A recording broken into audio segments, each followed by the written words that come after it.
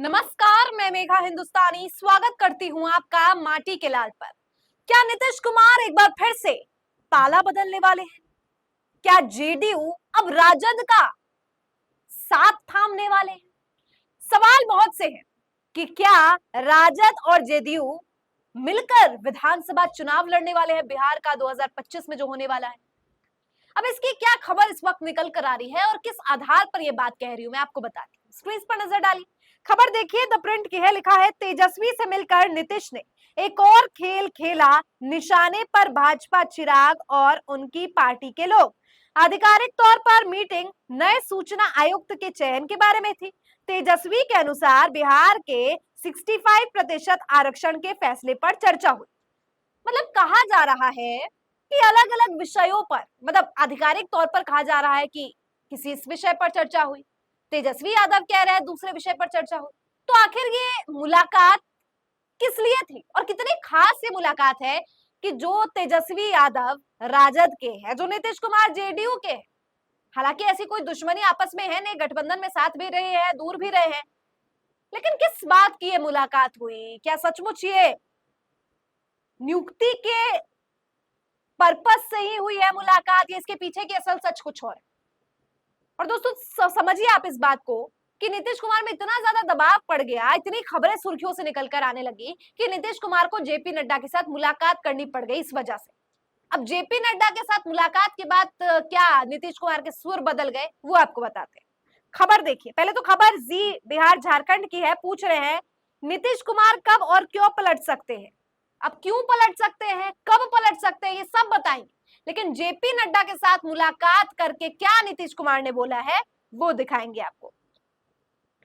खबर आप पढ़ सकते हैं, इसमें लिखा है शुक्रवार को पटना में कार्यक्रम के दौरान नीतीश कुमार ने इन अटकलों को खारिज करते हुए कहा कि अब वह इधर उधर नहीं जाएंगे। उन्होंने कहा कि बीजेपी से हमारा रिश्ता 1995 से है। पहले वाले क्या करते थे, 2 बार इधर उधर हुए, वो गलती हो गई। अब कभी इधर उधर नहीं जाएंगे। नीतीश कुमार के इस बयान पर भी बयानबाजी तेज हो गई है। सियासी गलियारों में चर्चा है कि नीतीश कुमार जो कहते हैं वो तो बिल्कुल भी नहीं करते। महागठबंधन में थे तब भी इसी तरह का बयान देते थे और एनडीए में तब भी वो वही बयान देते। दोस्तों नीतीश कुमार एक ऐसे नेता माने जाते हैं जो क्या कहते हैं क्या करते हैं उसके आपस के बीच का कोई सामंजस्य नहीं होता। और अगर कोई ऐसा व्यक्ति है, खासतौर पर अगर नेता है, तो उस पर विश्वास नहीं किया जा सकता, विश्वसनीय नहीं होता है वो व्यक्ति, वो नेता। और ऐसे में नीतीश कुमार क्या कहते हैं कोई अहमियत नहीं रखती, क्योंकि गठबंधन में रहकर जो व्यक्ति इस प्रकार की बातें बोले कि हम इधर उधर नहीं जाएंगे, फिर पलट जाते थे, तो उन पर क्या विश्वास किया जाए कि वो पलटेंगे नहीं पलटेंगे। लेकिन कहते हैं ना, action speaks louder than words.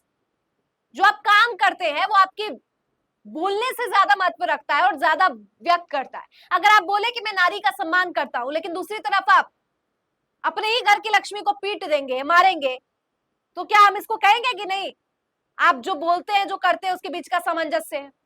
या आप पर विश्वसनीयता होगी? बिल्कुल भी नहीं होगी।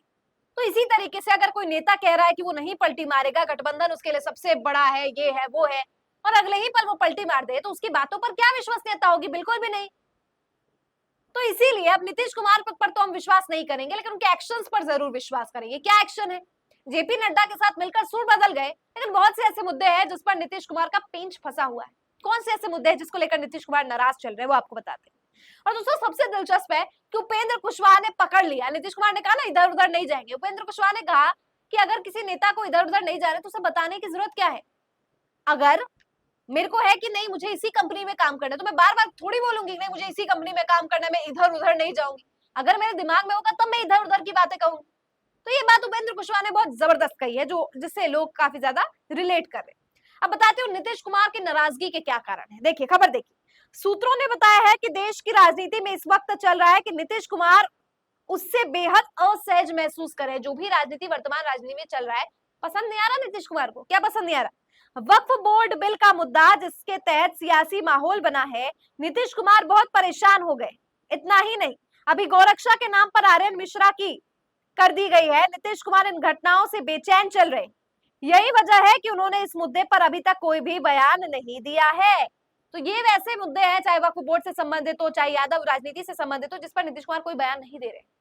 लिहाजा बीजेपी की टेंशन तो बढ़ गई और नीतीश कुमार की विश्वसनीयता न होने के बावजूद पलटी मारने की टेंडेंसी को देखकर समझा जा सकता है कि ये संभव है, और ये मीटिंग में भी बहुत कुछ सामने आया है। एक बार नीतीश कुमार का इतिहास पढ़िए, इसमें लिखा है 1994 में जनता दल से अलग होकर समता पार्टी बनाई थी। 2013 में बीजेपी से नाता तोड़ा था। 2015 में आरजेडी कांग्रेस के साथ गठबंधन में थे। 2017 में आरजेडी को छोड़ा, फिर बीजेपी के साथ हुए। 2022 में बीजेपी से नाता तोड़ा। 2024 में अलविदा आरजेडी, फिर बीजेपी के साथ, और 2025 में क्या होंगे तेजस्वी के साथ? बहुत बड़ा सवाल। इतनी बार गठबंधन, और नीतीश कुमार इसको जस्टिफाई क्या करते, वो कहते हैं कि बिहार की विकास के लिए जरूरी है इस प्रकार का, और समय की जरूरत है। लेकिन समय की ऐसी भी क्या जरूरत कि आप उसके साथ चले जाए जिसको आप पसंद ही नहीं करते। गठबंधन समझ आता है कि आपकी पार्टी की विचारधारा अगर उस पार्टी से मेल खाती हो तो गठबंधन संभव। मूल जो विचारधारा होती, अब विचारधारा ही नहीं मिल रही तो फिर आप अपने ही राजनीति सियासत चमकाने के लिए, अपनी महत्वाकांक्षा की पूर्ति के लिए जो है गठबंधन जा जाके कर रहे हैं। अब देखिए, चुनाव से पहले बहुत बड़ा झटका लगेगा और भाजपा को, अगर ये संभव होता है तो, क्योंकि खबर तो निकल कर आ गई है भाई, मीटिंग हो रही है और मुलाकातों में ये बात चर्चा तूल पकड़े हुए है कि तेजस्वी के साथ जो मुलाकात हुई है वो सीट पर भी हुई। विधानसभा चुनाव बिहार में आगे आने वाला है, क्या पलटी मारेंगे नीतीश कुमार? अलग अलग खबर मैंने आपको पढ़ा दी, अंत में पढ़िए। न्यूज 24 की खबर लिखा है, चुनाव से पहले बीजेपी को लगेगा झटका। अगले साल बिहार में विधानसभा चुनाव होंगे। मीडिया रिपोर्ट्स की माने तो इससे पहले नीतीश बीजेपी को झटका दे सकते हैं। जेडीयू के दो लो प्रोफाइल नेता आरजेडी के साथ बातचीत कर रहे हैं। जेडीयू आरजेडी के बीच 90 मिनट की मुलाकात हुई है। इसी बीच तेजस्वी यादव और नीतीश कुमार की मुलाकात ने खबरों को और ज्यादा हवा दे दी। तो क्या लगता है दोस्तों आपको इस पूरी खबर पर? कमेंट करके बताइए। फिलहाल मुझे दीजिए इजाजत और देखते रहिए माटी के लाल। धन्यवाद।